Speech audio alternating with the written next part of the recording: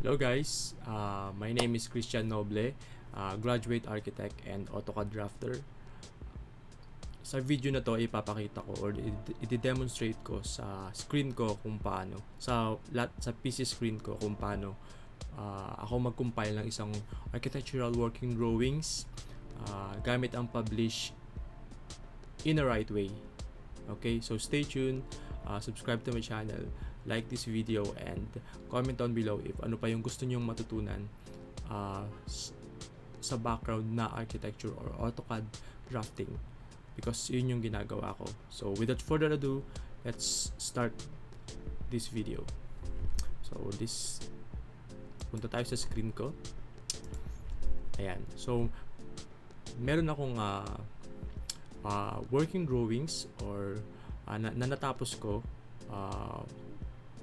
with for a project, drafting project for a villa, which is here. Abusatang private villa. It should be private villa. It's not.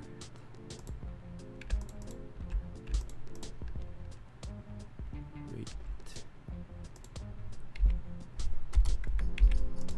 It's a private villa in Saudi Arabia. So balik kakatapos ko lang itong project na to. So as you can see, different layout yung way ng pag-draft ko. So hindi ako compile ng sheets sa model space. So the right way to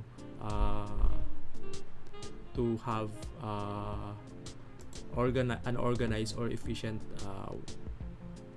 project working drawing in AutoCAD is kailangan separate layouts yung sheets mo, because that's how it should be. So siguro i-discuss ko na lang kung paano mag-compile or kung paano sa ibang video kung paano mag-create ng isang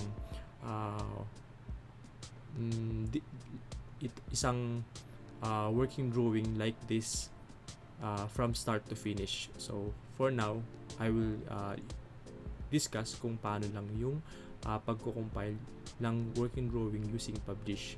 So this is how I do it. So ayan, from here, hindi ako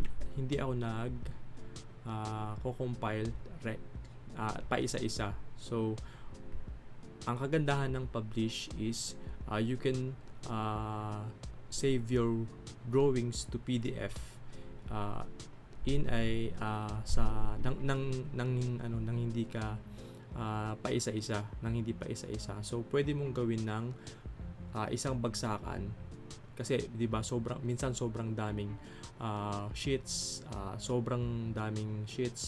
na gagawin mo, iniisa-isa mong i-plot. So mahirap.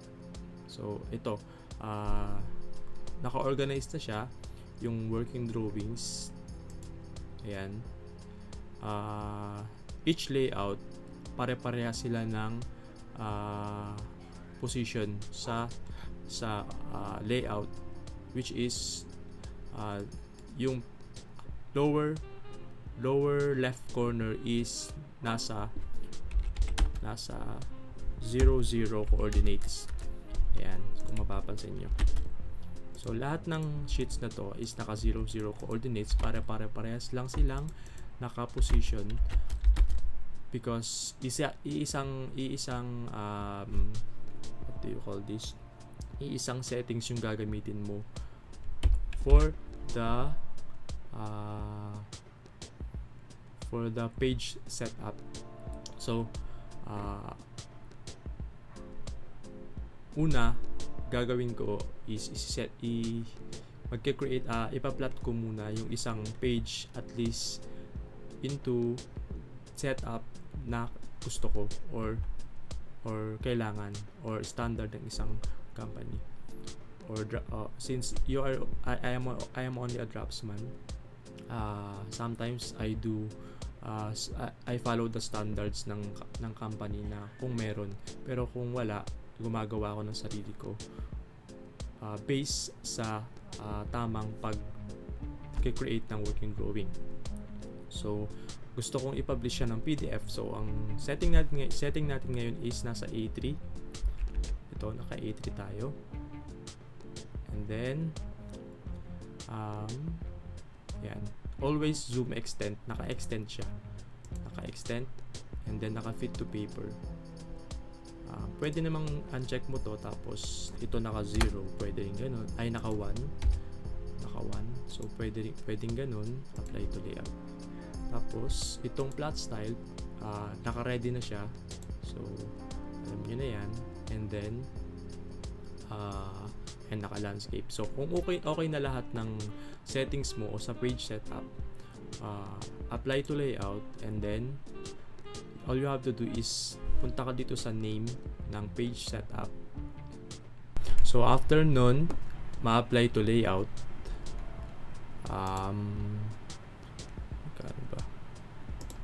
Apply to layout, all you have to do is add, click this button, add, and then anything na name na gusto nyo, pero ako iniiwan ko lang kung ano yung lalabas, setup 3 or setup 1, 2, ganun.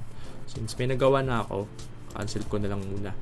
Okay, tapos hindi ka magpa-plot dito kasi pa isa to eh, so cancel mo, and then okay, and kahit saang layout ka naman, pwede kang mag-publish. So, just type command publish, enter, and then remove mo tong model file, model sheet. So, itong mga to, ibig sabihin ito yung mga layout na nandito sa baba. So, ito, scroll mo sa baba, and then shift select para ma-select lahat, or control A, pwede rin. And then ito, punta ka sa page setup na to. Ayan. And then select mo yung setup na in-apply mo kanina. And then ayan, kailangan yung PDF preset, yung PDF preset depende sa'yo, pero pwedeng, usually ang ginagamit ko lang is drawing to PDF. Itong AutoCAD na to, at I think sa in-install kong Bluebeam Review. So, ito na lang muna yung i-choose ko, drawing to PDF. And then, publish to PDF. Depende sa'yo kung anong format, pero PDF tayo. And then, click sa publish options. Okay. And then, i-save mo wherever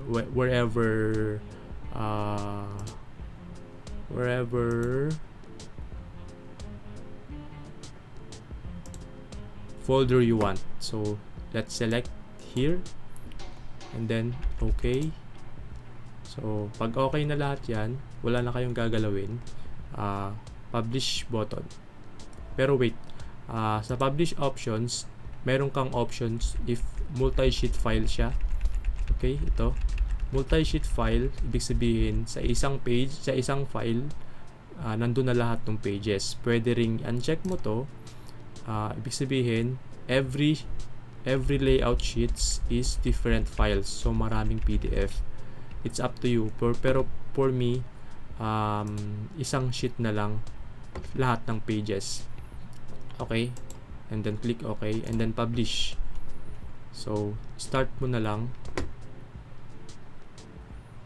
antayin mo lang ma-publish lahat. So, ayun. So, this is 31 sheets. Hintayin natin, I think mga 5 minutes. Wala pang 5 minutes, tapos na to. Okay? So, wait lang.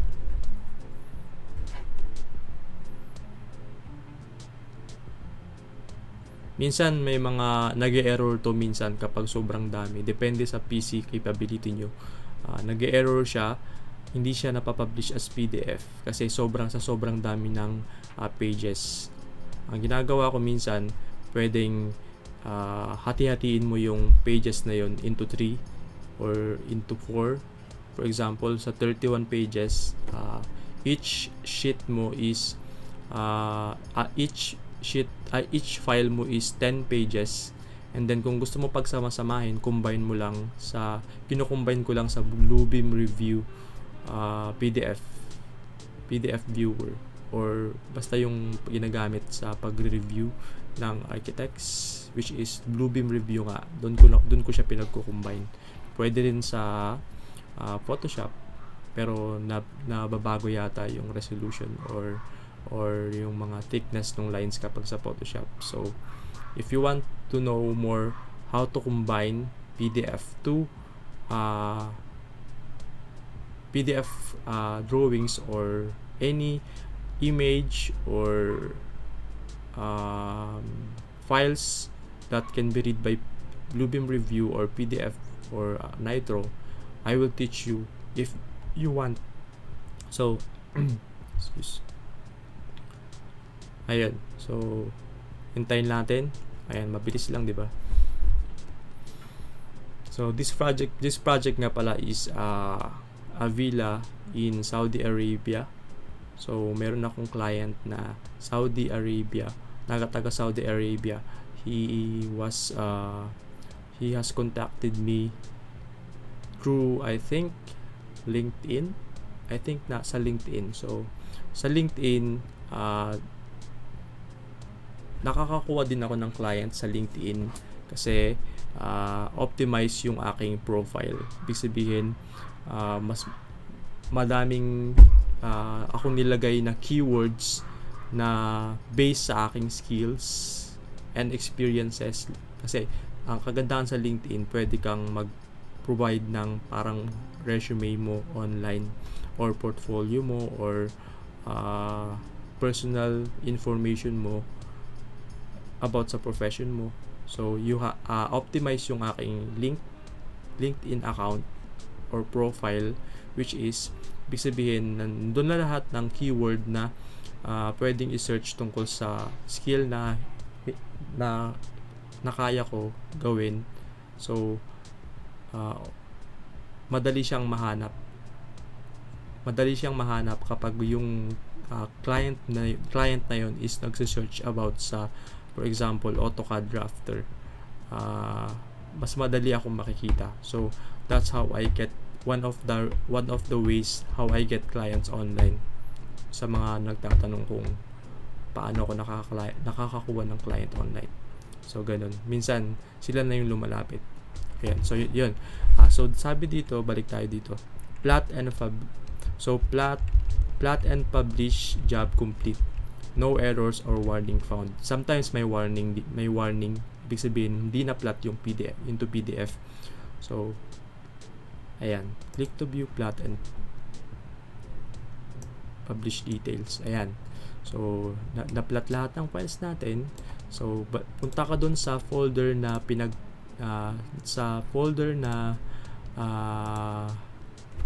kung saan mo sinave yung PDF. So ito na siya. Abo sa Tamvilla. Hindi ko siya na-rename, pero depende sa inyo kung gusto niyo i-rename sa before publish pa lang. So dito ko muna siya i-save sa parallel. Okay. Yan. Open natin.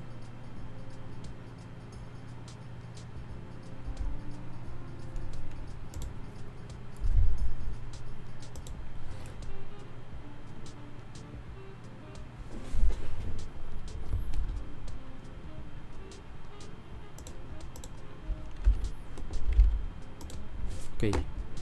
So sana